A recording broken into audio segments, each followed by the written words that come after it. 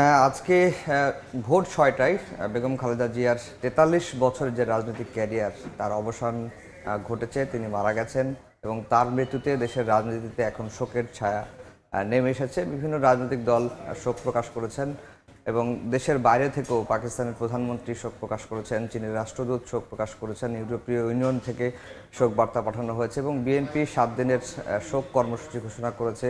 দলীয় কার্যালয়ে কালো পতাকা টাঙাতে বলা হয়েছে, কালো ব্যাজ ধারণ করতে বলা হয়েছে, একই সঙ্গে দোয়া মাহফিলের আয়োজন করতে বলা হয়েছে, কোরআন খতমের আয়োজন করতে বলা হয়েছে এবং বেগম খালেদা জিয়ার জানাজা, দাফন এবং রাষ্ট্রীয় মর্যাদার বিষয়ে সরকার সিদ্ধান্ত নেবে, এটি বিএনপির তরফ থেকে জানানো হয়েছে। এবং বেগম খালেদা জিয়ার এবং বিএনপির নেতারা এও বলছেন যে বেগম খালেদা জিয়ার জানাজা জিয়া উদ্যানে তার যে স্বামী সাবেক রাষ্ট্রপতি জিয়াউর রহমানের কবরের পাশেই হবে, এমনটাই কিন্তু এখন পর্যন্ত আমরা জানতে পেরেছি। তবে আজকে বেলা 12:30টায় উপদেষ্টা পরিষদের বৈঠক ডেকেছেন প্রধান উপদেষ্টা এবং প্রধান উপদেষ্টা দেশের সকল মানুষকে ধৈর্য ধরার আহ্বান জানিয়েছেন এবং উপদেষ্টা পরিষদের বৈঠকেও বিএনপির মহাসচিব মির্জা ফখরুল ইসলাম আলমগীরকে ডেকেছেন।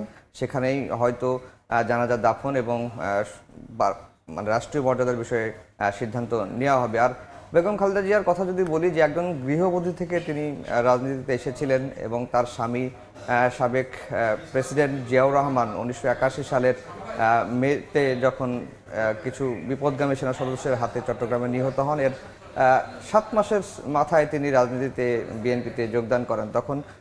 যখন শহীদ প্রেসিডেন্ট জিয়াউর রহমান মারা গেলেন, তখন দেশের বিএনপির নেতৃত্ব নিয়ে একটি টানাপোড়েন চলছিল এবং নানা ধরনের বিভ্রান্ত তৈরি হয়েছিল, দিগ্ভ্রান্ত হয়ে যাচ্ছিল দল। তখন দলের নেতাকর্মীদের আহ্বানেই কিন্তু বেগম খালেদা জিয়াউর রহমানের মৃত্যুর 7 মাসের মাথায় দলের নেতৃত্ব নেন। প্রথমে তিনি ভাইস চেয়ারম্যান নির্বাচিত হন, এরপরে ভারপ্রাপ্ত চেয়ারম্যান হয়েছিলেন, এরপরে বিএনপি চেয়ারপারসন হয়েছেন। এরপর থেকে তার রাজনৈতিক যাত্রা, এরপরে এরশাদ বিরোধী আন্দোলন তিনি করেছিলেন, তার নেতৃত্বে 7 দলীয় জোট হয়েছিল এবং মূলত বলা হয়ে থাকে যে এরশাদ বিরোধী স্বৈরশাসক এরশাদ বিরোধী আন্দোলনেই বেগম খালেদা জিয়াকে রাজনৈতিক ভিত্তি দিয়েছে এবং তিনি যে দৃঢ়চেতা মানসিকতা এবং সেটি তিনি উল্লেখ করেছেন। এবং এরশাদের পতনের পরেই যে নির্বাচন হয়েছিল 91 নির্বাচনে বেগম খালেদা জিয়া দেশের ইতিহাসে প্রথমবারের মতো নারী প্রধানমন্ত্রী হয়েছিলেন এবং মুসলিম বিশ্বের দ্বিতীয় নারী প্রধানমন্ত্রী তিনি হয়েছিলেন।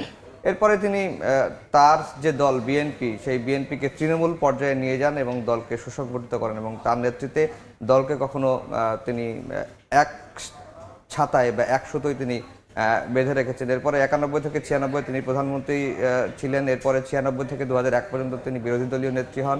এরপরে আবার 2001 সালে এসে তিনি আবার ক্ষমতায় আসেন এবং এর মাঝখানে 96 পরে কিছুদিনের জন্য অর্থাৎ 15 দিনের জন্য তিনি প্রধানমন্ত্রী নির্বাচিত হয়েছিলেন। এরপরে তিনি তার জীবদ্দশায় 3বারের প্রধানমন্ত্রী হয়েছেন, 2বারের বিরোধী দলীয় নেত্রী হয়েছেন। 111-এর সময় তিনি কারাভোগ করতে হয়েছে, তাকে মিথ্যা মামলায়, দুদকের মামলায় তাকে জেলে যেতে হয়েছিল, তিনি জেল খেটেছেন।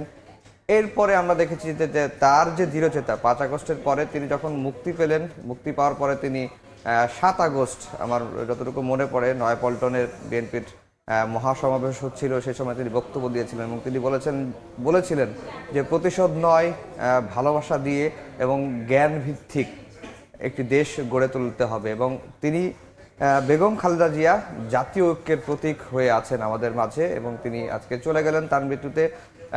শুধু বিএনপি বা জাতীয়তাবাদী ঘরানার রাজনৈতিক দলগুলোই নয়, সকল দল, বাংলাদেশে যারা ফ্যাসিবাদ বিরোধী আন্দোলনে যুক্ত ছিল, এর মধ্যে সকল দলই তার মৃত্যুতে শোক কিন্তু জানিয়েছে।